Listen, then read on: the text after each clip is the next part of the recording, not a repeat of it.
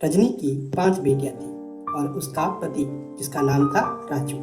राजू रजनी के साथ आए दिन लड़ता रहता और हर बार उसे मारता पीटता भी था। वह हमेशा रजनी से कहा करता, 5-5 बेटियां पैदा करती है, एक बेटा तक पैदा नहीं कर सकी। रजनी बेचारी पढ़ी लिखी थी नहीं और उसे क्या पता बेटा और बेटी होने के लिए कौन जिम्मेवार है। वह चुपचाप सुन लेती और दुख भरे जीवन अपने ससुराल में काटने लगी।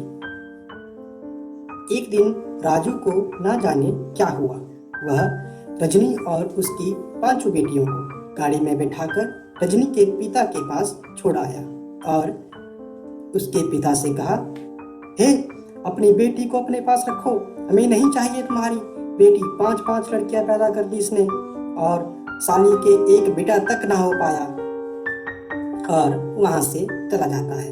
अब रजनी के पिता और भाई भी रजनी को अपने घर क्यों रखे, क्योंकि रजनी जब ब्याही गई थी तो एक थी, लेकिन अब तो वह अपने बेटियों के साथ 6 लोग हो गए हैं।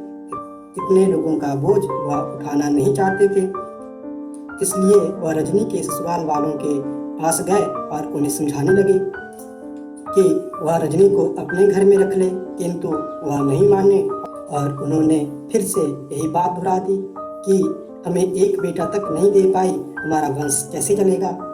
उसके बाद रजनी के पिता ने गांव में पंचायत बुलाई और रजनी तथा राजू के झगड़े के बारे में बताया।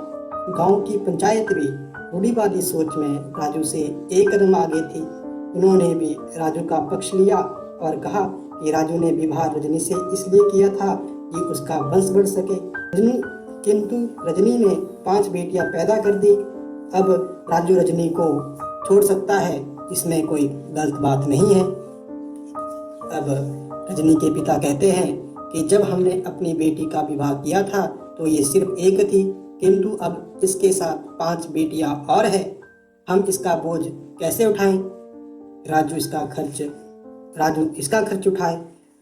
अब पंचायत के पंच आपस में बातचीत करते हैं और बाद में एक फैसला सुनाते हैं। राजू की आधी संपत्ति रजनी को दी जाए।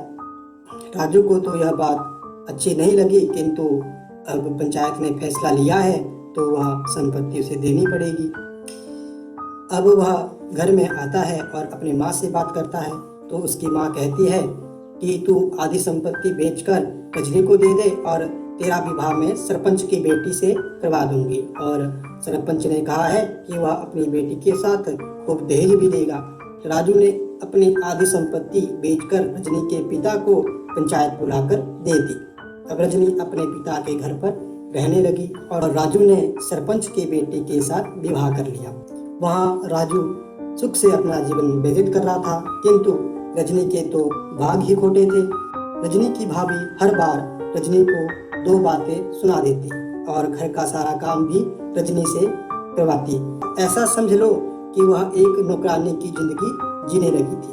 जो पैसे उसको उसके पति राजू ने दिए थे वो तो सिर्फ उसके पिता और भाई ने हड़प लिए, उसमें से 1 रुपया भी रजनी को नहीं दिया। एक दिन रजनी की बेटी दूध का गिलास ले जा रही थी तो सामने से उसके भाई का लड़का दौड़ता हुआ आया और रजनी की बेटी के हाथ से वह दूध का गिलास गिरा दिया, जिससे गिलास टूट गया। रजनी की बेटियों के साथ आए दिन ये लड़का ऐसा ही करता, उन्हें जानबूझकर तंग करता। इतने में उसकी भाभी आ गई और रजनी की बेटी को जोर से झापड़ लगा दिया और कहा, एक गिलास तेरे बाप के घर से आया है, अगर तेरी माँ की कोख से एक बच्चा हो जाता तो तू हमारे ऊपर यहाँ बोझ ना होती और अपने घर में रहती।